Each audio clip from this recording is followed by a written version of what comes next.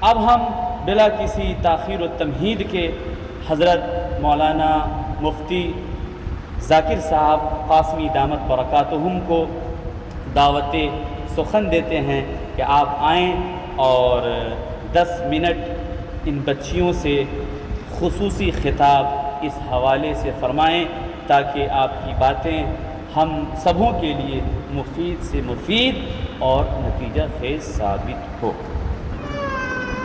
نحمدہ ونصلی علی رسولہ الکریم، اما بعد فاعوذ باللہ من الشیطان الرجیم، بسم اللہ الرحمن الرحیم، وَأَن لَيْسَ لِلْإِنسَانِ إِلَّا مَا سَعَى، صدق اللہ العظیم۔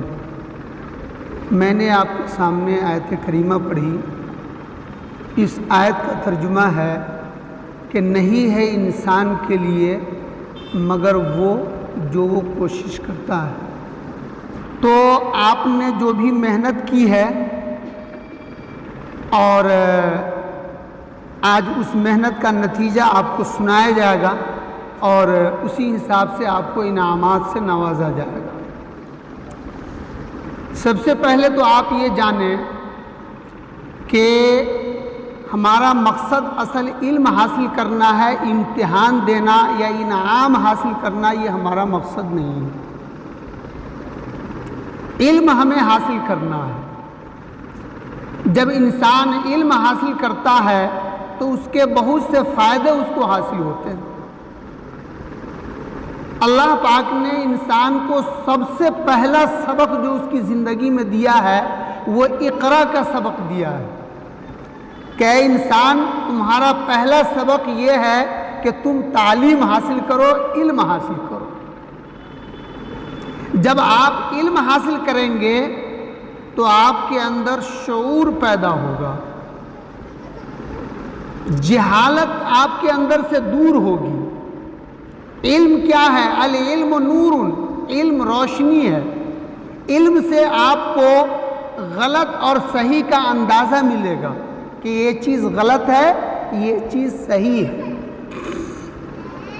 علم سے آپ کو حلال و حرام کی تمیز ہوگی کہ یہ چیز حلال ہے، یہ چیز حرام ہے۔ علم سے آپ کے اندر تہذیب پیدا ہوگی۔ جب انسان کے اندر علم ہوتا ہے تو وہ اپنے بڑوں کا احترام کرتا ہے اور چھوٹوں پہ شفقت کرتا ہے، چونکہ اللہ کے رسول جناب محمد رسول اللہ صلی اللہ علیہ وسلم نے فرمایا، من لم یرحم صغیرنا ولم یوقر کبیرنا ولم یبجل علماءنا فلیس منا، کہ جس نے ہمارے چھوٹوں پہ شفقت نہیں کیا، ہمارے بڑوں کی عزت نہیں کیا، علماء کی تعظیم نہیں کیا، فلیس منا، تو وہ ہم میں سے نہیں ہے، وہ مومن کامل نہیں ہے۔ تو یہ حدیث پڑھنے والے لوگوں کے سامنے سے گزرتی ہے تو وہ اپنے چھوٹوں پہ شفقت کرتا ہے، بڑوں کی عزت کرتا ہے، علماء کی تعظیم کرتا ہے۔ اس لیے علم سے آپ کے اندر شعور بیدار ہو۔ علم سے آپ انسان بنیں گے۔ جس کے اندر علم نہیں ہے وہ تاریکی میں ہے۔ جیسے تاریکی میں چلنے والا انسان ٹھوکریں کھاتا ہے، کبھی اس کا پیر گڑھا میں پڑ گیا، کبھی اس کو ٹھوکر لگی گر گیا، کچھ بھی اس کے ساتھ ہو سکتا ہے۔ اس لیے علم کو دلچسپی سے حاصل کرنا چاہیے۔ علم آپ کو دنیا اور آخرت دونوں جہان میں کامیاب بنائے گا۔ علم کے ذریعے سے عمل کرنا آپ کے لیے آسان ہو جائے گا۔ بغیر علم کے آپ گمراہ ہو سکتے ہیں۔ اس لیے کہا گیا ہے کہ ایک عالم کا پوری رات سونا اور ایک جاہل کا پوری رات عبادت کرنا برابر ہے۔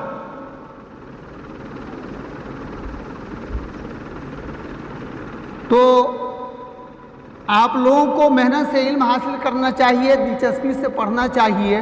یہ جو امتحان ہوتا ہے تو مقصد اس امتحان کا آپ کو سبق یاد کرانا ہوتا ہے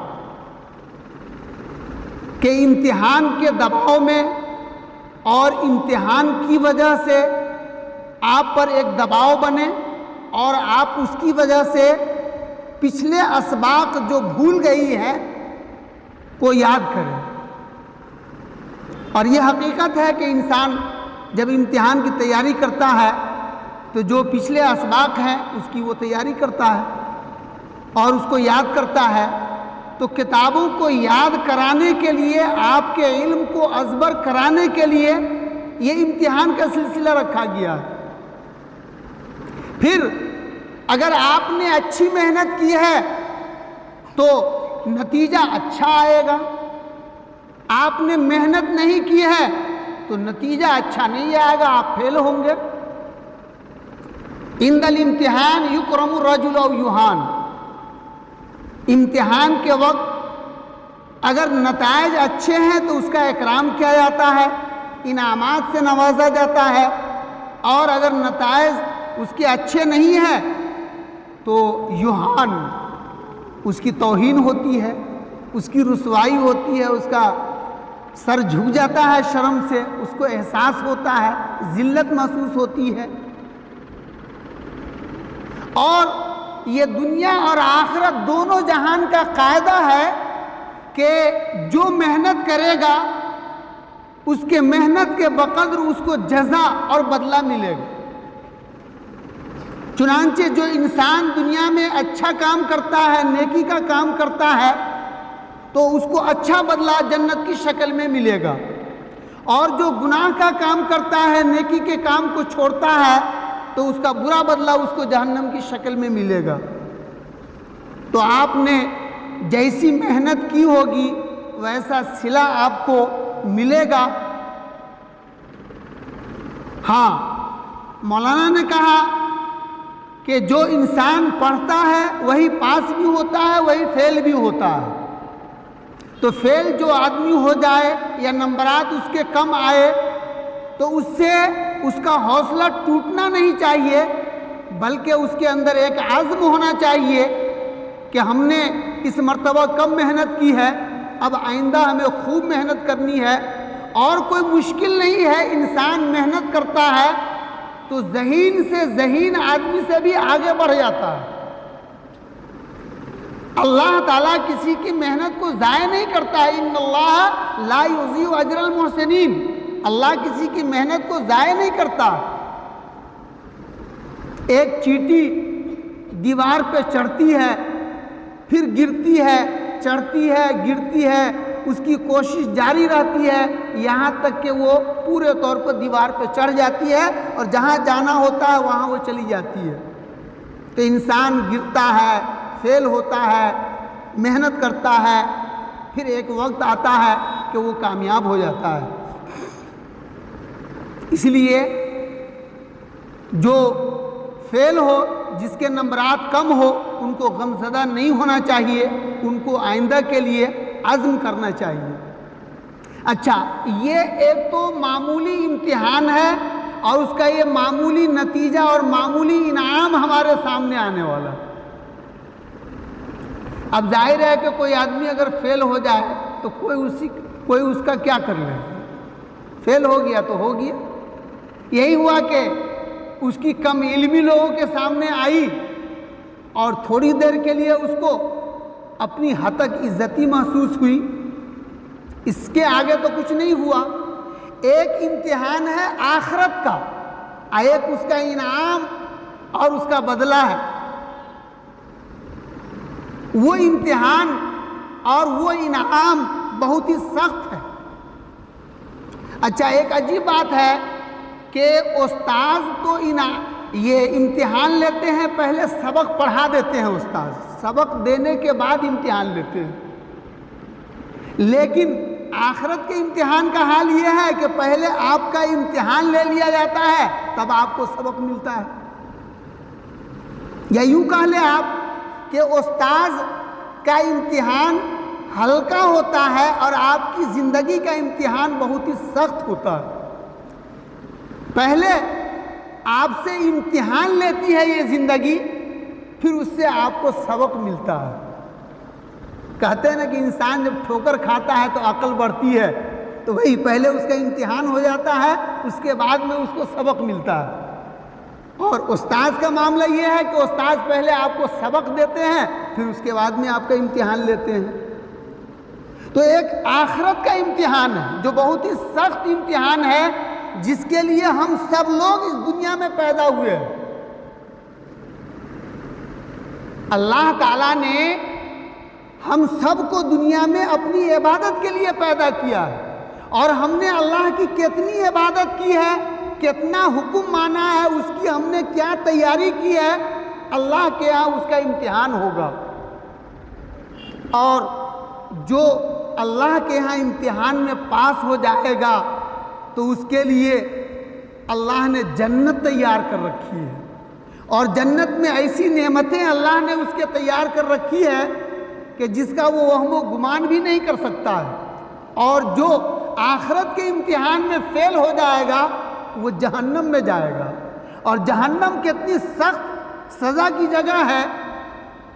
کتابوں میں لکھا ہوا ہے، روایتوں میں، کہ اگر جہنم کی ایک بالٹی آگ نکال کر کے دنیا کے کسی بھی کونے میں رکھ دیا جائے تو اس کی گرمی اور اس کی تپش سے پوری دنیا پریشان ہو جائے گی۔ اس جہنم میں بے نمازی کو اور بے عمل کو داخل کیا جائے گا۔ تو یہاں کے امتحان میں آپ فیل ہو گئے تو کوئی سخت سزا نہیں ہے، لیکن وہاں کے امتحان میں اگر آپ فیل ہو گئے، ناکامیاب ثابت ہوئے، تو پھر آپ کے لیے جہنم ہے، اور جہنم بہت ہی برا ٹھکانہ ہے۔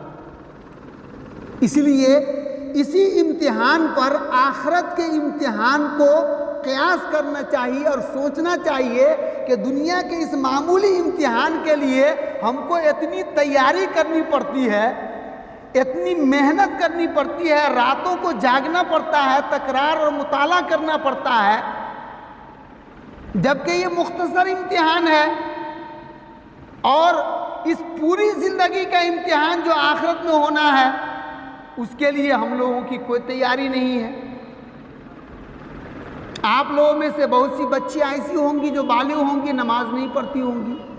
نماز پڑھنا چاہیے، اور آپ بھی نماز پڑھیں اور اپنے گھر والوں کو بھی نماز کی تلقین کریں۔ یا ایھا الذین آمنوا قوا انفسکم واہلیکم نارا، کہ اے ایمان والو، خود اپنے آپ کو بھی جہنم سے بچاؤ اور اپنے اہل و عیال، گھر والے لوگوں کو بھی جہنم کی آگ سے بچاؤ۔ تو خود ہمیں آخرت کی تیاری کرنی چاہیے، اس امتحان کی تیاری کرنی چاہیے، اور گھر والوں کو، اپنے ماں باپ، اپنے بھائی بہن اور جو بھی لوگ گھر میں ہیں ان کو بھی آخرت کی طرف متوجہ کرنا چاہیے۔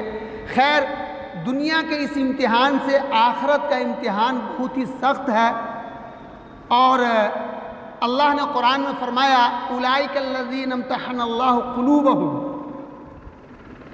اللہ تعالیٰ قلوب کا، آپ کے تقوی کا امتحان لیتا ہے۔ اس لیے آخرت کی تیاری کیجئے، اور ابھی اگر کسی کا نمبر کم آوے یا فیل ہو جائے تو بجائے اس کے کہ وہ اپنے حوصلہ کو توڑے اور آئندہ نہ پڑھنے کا عزم کرے، اس کو چاہیے کہ اپنے حوصلے کو بلند کرے اور آئندہ خوب محنت سے پڑھنے کا وہ عزم مصمم کرے، اور محنت سے انسان کامیاب ہوتا ہے۔ وَأَنْ لَيْسَ لِلْإِنسَانِ إِلَّا مَا سَعَىٰ، انسان کو وہی ملتا ہے جو وہ کوشش کرتا ہے۔ اللہ تعالی ہم سب کو خوب آخرت کی تیاری کرنے کے ساتھ دنیا اور تعلیم و تعلم کی بھی تیاری کرنے کی توفیق عطا فرمائے۔ وآخر دعوانا ان الحمد للہ رب العالمین۔